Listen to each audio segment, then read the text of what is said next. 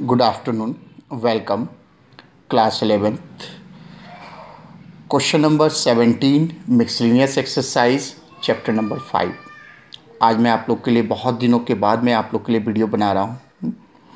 If alpha and beta are different complex numbers with modulus beta is equal to 1, then find modulus beta minus alpha upon 1 minus alpha का conjugate beta.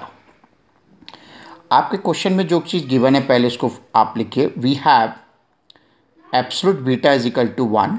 This is the equation first ले लीजिए. इसका squaring both side कीजिए.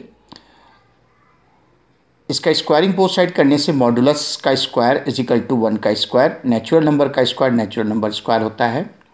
Modulus z का square का formula है z multiply z का conjugate. तो आप इसको भी क्या लिख सकते हैं, बीटा मल्टीप्लाई बीटा का conjugate is equal to 1. This is the equation number first.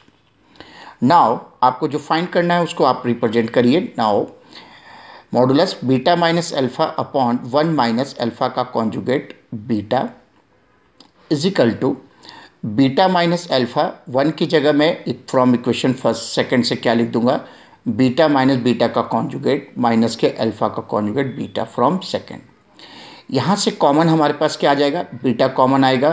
तो क्या लिख दूंगा यहाँ पे, बीटा नीचे कॉमन ले लूँगा. तो बीटा कॉमन लेने से क्या आ जाएगा, बीटा का कॉन्जुगेट माइनस के क्या अल्फा के ऊपर bar. Okay, is equal to beta minus alpha आ जाएगा. Modulus is upon modulus beta bracket beta का कॉन्जुगेट माइनस अल्फा का कॉन्जुगेट. ओके, यहाँ पे आइडेंटिटी क्या लगी है, अगर आपके पास दो complex Z1 upon Z2, it means उसको आप क्या लिख सकते हो, Z1 का मॉडुलस अपॉन Z2 का, where Z2 does not equal to 0. यहाँ पे प्रोडक्ट में है, it means Z1 into Z2 को हम क्या लिख सकते हैं, modulus Z1 into modulus Z2. Similarly ये डिनोमिनेटर पार्ट में करेंगे तो ये क्या आ जाएगा, मॉडुलस बीटा और मॉडुलस बीटा माइनस के अल्फा का conjugate. From equation first modulus beta की वैल्यू कितना है, 1 है. तो हम यहाँ पे क्या पुटअप कर देंगे, 1 पुटअप कर देंगे. 1 पुटअप करने के बाद हमारे पास सिर्फ कितना पार्ट बचेगा, modulus beta minus alpha 1 multiply beta का कॉन्जुगेट माइनस अल्फा का कॉन्जुगेट. बीटा का कॉन्जुगेट माइनस अल्फा के कॉन्जुगेट को हम क्या ले सकते हैं, बीटा माइनस अल्फा का फुल कॉन्जुगेट. तो ये आ जाएगा बीटा माइनस अल्फा और बीटा माइनस अल्फा का कॉन्जुगेट. अगर मॉडुलस में कोई कॉन्जुगेट है तो वो किसके इक्वल होता है, मॉडुलस जेड के इक्वल होता है.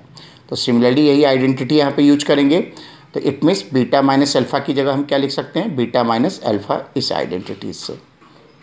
और बीटा माइनस अल्फा और बीटा माइनस अल्फा ये भी Z1 है और ये Z2 है. तो इसको हम क्या लिख सकते हैं, मॉडुलस Z1 अपॉन Z2. तो हमने इसको लिख दिया Z1 अपॉन Z2. ये कैंसिल हो गया, कितना आ गया 1, और 1 का मॉडुलस कितना होगा आपका, 1 ही होगा. क्योंकि अगर आपका 1 का मॉडुलस अगर आप निकालना भी चाहते हो स्टूडेंट, तो ये 1 एक तरीके से यहाँ पे स्टूडेंट रियल वैल्यू है. यहाँ वो मॉडुलस ना कहकर स्टूडेंट आप इसको एब्सोल्यूट वैल्यू कहिए स्टूडेंट. और यहाँ पे 1 का एब्सोल्यूट वैल्यू ऑलवेज क्या होगा स्टूडेंट, 1 होगा. तो आई होप स्टूडेंट बहुत दिनों के बाद मैंने आप लोग के लिए वीडियो बनाई है, आपको ये क्वेश्चन नंबर 17 समझ में आएगा. हाँ, एक चीज़ मैं और बताता हूँ, इस क्वेश्चन को आप एक और मेथड से कर सकते हो. आप अल्फ़ा और बीटा डिफरेंट कॉम्प्लेक्स नंबर हैं. अल्फ़ा को a प्लस ऑइटा बी ले लो और बीटा को c प्लस ऑइटा डी ले लो. उसके बाद इस क्वेश्चन को उस तरीके से भी करोगे तो इस क्वेश्चन का आप इजीली तरीके से आंसर पा सकते हो. Okay student, have a nice day.